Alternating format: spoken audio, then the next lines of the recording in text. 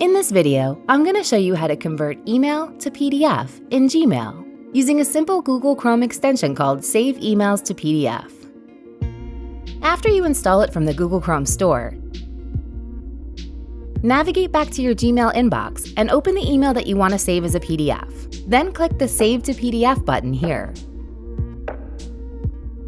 Select Save to PDF. It's that easy. Your email will instantly download as a PDF to your download folder. If you want to select multiple emails to save in PDF, you can do that too.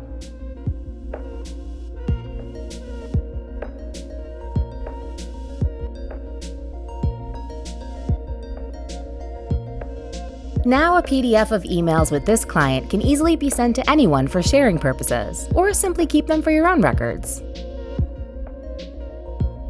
cloudHQ, helping your productivity one click at a time.